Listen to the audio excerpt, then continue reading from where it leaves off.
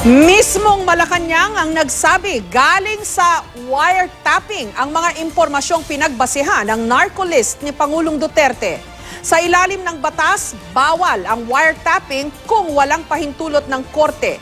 Pero giit ni Presidential Spokesperson Salvador Panelo, wala masasabing paglabag kung ibang bansa raw ang magwa-wiretap. Desidido rin ang palasyo na ilabas ang narco-list sa kabila ng pagtutol ng ilang mga grupo. May report si Joseph Moro. Sa tulong ng impormasyong ibinigay ng ibang bansa na buo raw ang narco-list ni Pangulong Duterte, listahan ng mga politikong sangkot umano sa iligal na droga. At ang impormasyon na yan ayon kay Presidential Spokesperson Salvador Panelo, nakuha sa pamamagitan ng wiretapping. Bawal ang wiretapping sa Pilipinas nang walang permiso ng korte, pero sabi ni Panelo, wala daw batas na nagbabawal sa ibang bansa para gawin ito at ibahagi sa Pilipinas ang makukuha nilang impormasyon. Ang mga nagpo-provide sa atin, mga sa ibang bansa Ang magagaling dyan, Israel. Magaling dyan, America.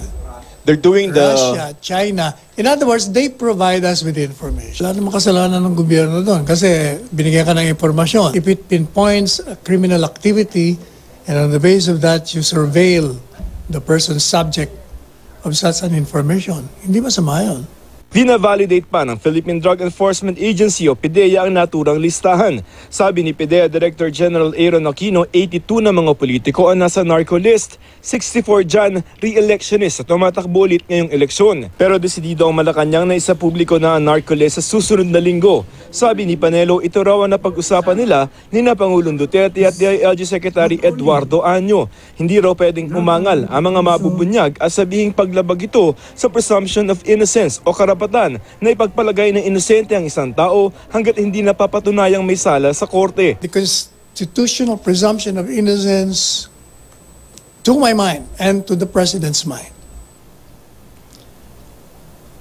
have been waived by reason of the running for public office.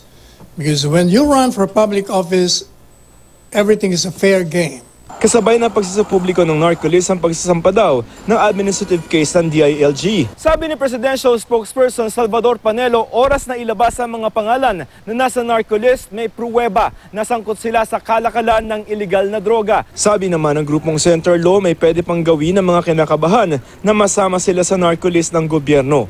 Pwede po silang mag-file ng petition for habeas data na alisin sila dyan. Kasi kung merong dyan, listahan, ibig sabihin may data laban sa kanila or na involved sila kanila, mayroong right to privacy issue. Sabi naman ni Senador Leila de Lima, bakit daw ang tagal kasuhan ng mga tunay na narco-politicians? Hanggang lista lamang daw ang kaya ng gobyerno para manghiya. Joseph Morong, GMA News.